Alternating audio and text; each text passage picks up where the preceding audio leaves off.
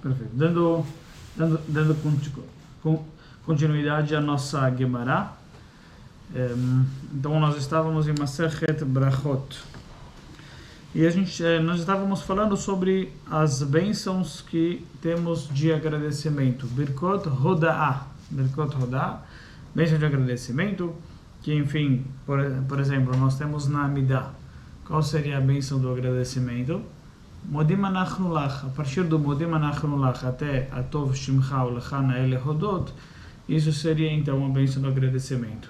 Modim anachnu lach, Atov Shimcha Ulechana Ele Hodot, e algo até muito bonito, muito interessante, que justamente essa parte do agradecimento é a única parte da reza que a própria pessoa que fala, ou seja, não é o Hazan, no momento da Hazarat HaShatz, no momento que o Hazan ele está repetindo a Amidah em voz alta, então a parte que nós fazemos em voz alta, né, que o tzibur, que o público fala em voz alta, seria o Modim. Tem o Nagdeshach também, mas o Nagdeshach já é uma parte... Nós o Hazan? Hã? Não entendi. Então, a gente fala... A parte que nós, quando o Rabino fala nós é o Hazan? Não, nós é nós mesmo, não o Hazan. A repetição da reza quem faz é o Hazan, na maioria. Porque nós sou eu, né? Nós sou eu. Certo. Não, mas aqui no caso, certo.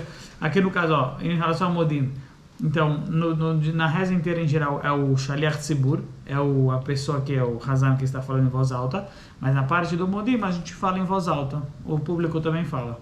Entendi. E temos a parte do Nagdeshach, mas que é uma parte fora na realidade. A parte do Nagdeshach é uma parte que ela é além da reza, né? É um acréscimo sobre a reza.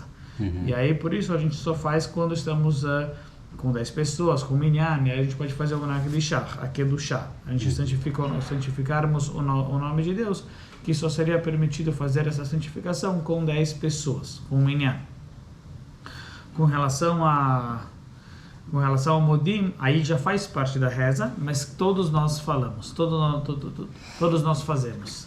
Ou seja, quer dizer, todo o público, não é somente o Hazan que vai recitar aquele Modim, ou essa reza do agradecimento, mas sim também, essa brachá do agradecimento, mas sim também cada pessoa repete, enfim, vai fazer esse Modim de Rabbanan. Ele vai fazer a bênção do agradecimento, a gente vai fazer uma bênção um pouquinho diferente, que não é um Modim comum, quer dizer, não é um Modim que consta na Amidah direta, mas sim é um Modim que consta ao lado, que é chamado de Modim de Rabbanan, uma vez que ele foi instituído pelos sábios, que cada um agradecia a Deus de uma certa maneira, cada um fazia um certo tipo de agradecimento, e nossos sábios juntaram os agradecimentos que cada um fazia e fizeram um texto só. Então, eles pegaram aquilo que cada um fazia de forma de agradecimento e fizeram um texto só. E por isso, o motivo que nós falamos este Modim na reza, sim, você está acompanhando que esse Modim é a única parte que nós fazemos em voz alta. Você está lembrado? Sim, que a única parte que nós fazemos em voz alta seria o Modim. E por que a gente faz a única parte que nós fazemos em voz alta seria o Modim na repetição? Então é trazido porque, em nome de um rabino chamado o Abu Draham. Abu Draham escreve que o Shaliach Tzibur, o Hazan, ele está fazendo a reza por nós. Está sendo um mensageiro fazendo a reza por nós. Só que nessa parte do agradecimento, especificamente, cada um tem que fazer por si.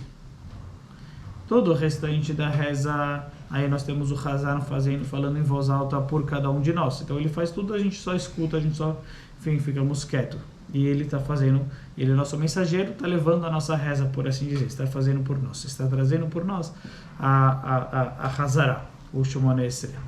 Enquanto que com relação à bênção do agradecimento, que seria a 18ª bênção, 18ª bênção é a bênção do agradecimento, a 19ª é a bênção da paz, enfim, a Amidah concluiu com a paz, que essa é a 19ª, mas a 18ª seria a bênção do agradecimento, e essa cada um faz por si. Essa a gente não deixa que o Hazan faça por nós, com que ele faça por nós, mas sim cada um fala por si, e por isso a gente também fala então em voz alta, a gente fala também o Modim em particular, cada um em particular. Não se apoia somente sobre o que o Hazan está falando. Não nos apoiamos sobre a bênção do agradecimento que está sendo dita através do Hazan. Desta vez, nesta bênção, cada um faz por si. Então, e qual seria o motivo disso? Que o modim cada um faz por si, e não porque todo o restante quem faz por nós é o Hazan. E nessa, especificamente, quem está fazendo, cada um está fazendo por si. Por que essa diferença? Então se responde que há uma ideia interessante que é trazida por esse Rabino Abu Draham, que com relação a agradecimento, nós não devemos enviar um mensageiro. Quando se trata sobre um agradecimento, não devemos enviar um mensageiro. Aí cada um tem que fazer por si. Ou seja, se você tem alguma questão que você precisa fazer, em geral você pode mandar um mensageiro para fazê-lo. Mas quando se trata sobre agradecer, então não seria correto você mandar alguém para agradecer a pessoa que você deve uma gratidão, que você deve agradecer. Não seria correto fazer isto, enviar este agradecimento através de um mensageiro, mas sim, na realidade, o correto seria eu mesmo ir lá e fazê-lo. Enfim, com relação ao agradecimento, a pessoa ela deve ir lá e agradecer. E não fazer isto através de um mensageiro. É uma ideia muito bonita, enfim, quer dizer, então cada um tem essa... Existe um conceito, né, no judaísmo que se chama, por um lado, Shlucho Shel Adam Kemoto, enfim, quando a gente envia um mensageiro, ele realmente está nos substituindo, ele realmente está em nosso lugar. Então, enfim, ele está em nosso lugar e por isso a gente pode até fazer um mensageiro para fazer uma mitzvah. Como nós comentamos em uma outra oportunidade, em uma outra aula, que você pode enviar um mensageiro para cumprir uma mitzvah. Mas mesmo assim nós falamos que mitzvah begufo, que é melhor a pessoa própria fazer. Por mais que ela possa mandar um shaliach, por mais que ela possa mandar um mensageiro, mas é melhor que ela mesma. Então, em geral, já existe esse conceito. Foi quando nós tratamos sobre o shaliach, fazer do shaliach um shaliach, né? Também, exatamente, correto, exatamente. E para fazer uma mitzvah, para fazer um outro shaliach, perfeito. Mas a gente fala que, em geral, se a pessoa é melhor que ela própria faça a mitzvah. Certo. Mitzvah begufo adif. Enfim, se a pessoa ela própria ela pode fazer essa mitzvah, se ela própria pode ir lá e fazê-la, enfim, ir lá e realizá-la e executar a mitzvah, é melhor que ela própria faça. Senão ela manda um shaliach. Aqui no caso, a mesma ideia com relação ao Shaliach Tzibur. Enfim, no geral, o Shaliach Tzibur, ele está sendo o Shaliach, está trazendo a nossa amida para Deus. Só que, com relação ao agradecimento em específico, é melhor a gente não fazer isso através de um Shaliach, mas sim cada um fazer por si o seu agradecimento, cada um agradecer por si. Uma ideia, enfim, interessante, uma ideia bonita. Então, isso nós percebemos já a importância que tem com relação à bênção do agradecimento. Agora, trazendo agora para a nossa Mishnah, a nossa Mishnah está nos ensinando bênçãos de agradecimento. E nós já começamos a estudar na aula passada que quando acontece uma coisa boa para a pessoa, ela tem que fazer uma brachá. Qual seria essa brachá?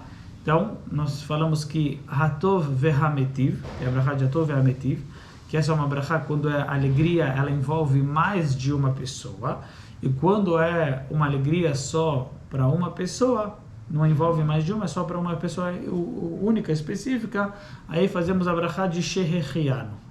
Quer dizer, a brachá de Shehechianu é uma brachá de agradecimento, quer dizer, que você está sentindo no seu coração. Não é uma brachá, por assim dizer, externa, vamos chamar assim, mas é uma brachá que ela vai de... Porque em geral, o que é bem interessante, né, com relação à bênção do agradecimento, é que em geral nossos sábios eles já estipulam as brachot. Vai tomar água, a pessoa vai tomar água, ela vai comer, já tem brachot estipuladas para serem feitas, já foi estipulado quais são essas brachot, enfim, e assim e você vai lá e faz, e você vai lá, enfim, em outras palavras, são brachot que foram externamente instituídas e que nós, enfim, a gente faz essas brachot, a gente faz essas bênçãos. A bênção do agradecimento, ou seja, não depende daquilo não depende de nós, não depende do nosso lado interno. Não depende do que nós estamos sentindo. A gente tem que fazer essas brachot estipuladas, que já são fixas, são brachot fixas. Com relação à bênção do agradecimento do Shechianu, é interessante que é uma brahá que a pessoa ela tem que estar sentindo. Ou seja, que vai depender do sentimento da pessoa para ela poder fazer esta brahá ou para ela não poder fazer esta brahá. Por exemplo, então, no caso, tem esse caso mais simples, mas que a pessoa ela comprou alguma coisa, comprou uma roupa. Então, se a pessoa está sentindo uma alegria, ela pode fazer. Se a pessoa ela não está sentindo uma alegria, ela não deve fazer a brachá. Então, e se é uma pessoa mais próspera, que aquilo lá não é suficiente para trazer para ela uma alegria, ela não vai fazer a brachá. Se a pessoa é uma pessoa mais necessitada, enfim, que aquilo lá traz para ela uma alegria, então ela sim vai fazer a brachá. Então, isso é interessante, porque em geral não existe essa diferença e divisão entre quem que está fazendo a brachá. Em geral que as brachás elas são as mesmas e para todos, né? Não haveria diferença a situação que a pessoa se encontra. Se a pessoa está nessa situação, para ela, então ela faz a brachá. Se a pessoa está numa outra, aí ela não, em geral, não sabe, eles gostam de estipular as coisas. Por quê? Para evitar confusão, para evitar, enfim, lop grabanan. Em geral, nós sábios não fazem diferença, colocam uma regra estipulada e todos têm que fazer. Então tem que fazer essa brahá sobre isso, mesmo numa situação. Então, teoricamente, em geral, eles justamente não deixam as coisas que elas sejam subjetivas, que vai depender da situação da pessoa.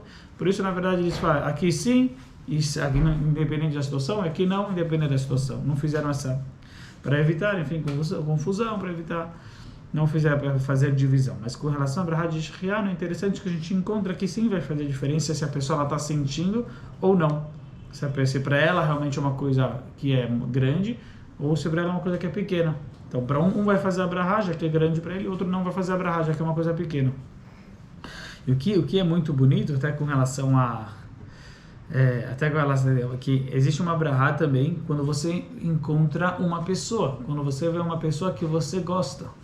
Quando você vê uma pessoa que você gosta, você até poderia estar fazendo uma brachá. Enfim, tem uma brachá que ela é feita quando você está um mês sem ver a pessoa, um mês que nós falamos do Shalom Aleichem. Tem uma brachá que ela é feita depois de um ano, que você fala, bendito é aquele que ressuscita os mortos, por assim dizer. Por assim dizer, um ano sem a pessoa estar vendo um outro, né? Enfim, um ano já é considerado como se fosse que num certo sentido, 10 anos. 10 anos com certeza, mas de acordo com Allah, um ano já seria esse período que você poderia fazer essa brachá de Mechai Ametim, aquele que ressuscita os mortos, não certo sentido, agora estou vendo.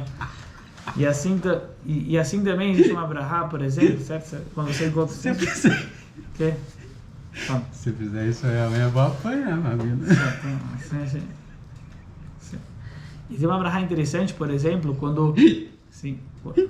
Desculpa, eu fiquei imaginando a situação. Chegar eles fazer isso. Minha mãe, nossa, vai surtar demais. Mas é interessante que sim. Desculpa, vamos. Mas assim, é uma brachá. Mas por quê? Mas na verdade fazer essa brachá demonstra que você... Porque só pode fazer essa brachá se você realmente está feliz de encontrá-lo. Não, eu ficaria feliz. Não, perfeito. Então, o que eu quero trazer é que é uma brachá então muito especial, na realidade. Sim. Eu sei que o contexto dela, enfim, o texto, enfim, que está escrito é um pouquinho talvez, mas ela demonstra que realmente você está feliz com aquela pessoa quando você viu ela, quando você está... Então, ou seja, aqui... Entre amigos, eu acho que é normal e até, né, pode até ser motivo de diversão, certo, né, de enjoyment. Sim. Né, mas quando se trata de uma pessoa mais velha, seria um pouquinho, né, que não é, certo, entendi, que está um pouco afastada, né, dos estudos, e que não vai ter aquele entendimento exatamente, que estamos aqui, né? O texto realmente por isso que por isso que soou engraçada, na verdade. Entendi. Sim.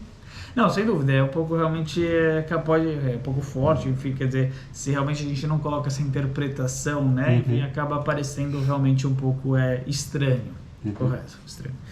Agora, mas aí o que é bonito é que nem sempre você pode fazer essa brachá, ou seja, que somente se você realmente gosta daquela pessoa que quando você encontra ela, o Hayom Yom fala para a gente, né, uma pessoa que quando você encontra, você esquece dos seus problemas.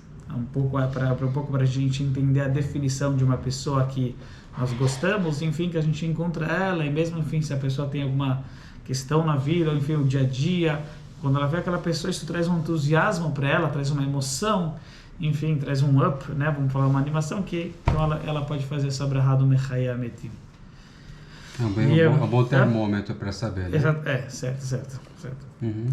E agora, que assim também, quando uma pessoa foi salva, certo? Se você está muito feliz que ela foi salva, ela estava numa situação, e você pode falar, você tem uma brahá também a ser feita, bendito é aquele que te fez viver e não te deixou ir para o pó. Enfim, quer dizer, uma pessoa estava numa situação perigosa, enfim, ela passou por um... E caso ela pode fazer Hagomel por ela mesma, né? Enfim, faz Hagomel por ela. Mas se você está muito contente, então quando você encontra ela, enfim, você pode falar Brich Rahamana, que te deixou conosco, Velo Yahav Lach Leafra, e não te deu para o pó, e não deixou você, a pessoa, Deus nos livre de falecer. Só que é uma brahá, mas a Alahá fala que você só pode fazer essa brahá se você realmente está contente e alegre que aquela pessoa foi salva. Enfim, agora, o que a Alahá também, enfim, já é trazido, já é, enfim, pelos... que essas brachot, justamente o que estava ocorrendo. Que estava ocorrendo era que, na realidade, nem todo mundo gostava de todo mundo desta maneira. Então, para um você fazia e para o outro você não fazia. E começou a ter esse tipo de situação, que é justo o motivo que nossos sábios em geral não gostam de falar, isso sim, aquele não. É colocar as coisas de maneira que depende da situação, porque aí você vai começar um certo julgamento. Assim, por exemplo, né, só para... Tem uma alahá com relação a Kohen. Então, quem que sobe primeiro na Torá? Quem que sobe primeiro na Torá é o Kohen. Só que na alahá, teoricamente, sabe quem vem de um Kohen? Um estudioso da Torá. Um estudioso da Torá, teoricamente, ele tem precedência sobre um Kohen. Então, quer dizer, cada um tem, obviamente, a sua vantagem, mas o estudioso da Torá estaria acima, por assim dizer, nas regras de quem vem antes, de precedência, estaria acima do Kohen. Só que, qual é a diferença muito simples entre um Kohen e um estudioso da Torá? Um Kohen é muito claro, ou ele é ou ele não é. Não tem... E o estudioso é relativo. Exatamente, é relativo. Então aí de repente tem um que é mais, e ele sim corresponde ele subir na Torá antes do Kohen, e aquele que talvez não é tão, e talvez já para ele, o Kohen ele vem, com relação a ele a gente daria para o Kohen antes dele, porque é somente o estudioso, enfim, que vem antes do Kohen, mas se a pessoa, enfim, está no começo, ou talvez ela não tem tanto entendimento, talvez ela não está nesse nível de estudo, então aí já tem que dar para o Kohen antes, e obviamente que o que viria a acontecer, manda pro Bedin.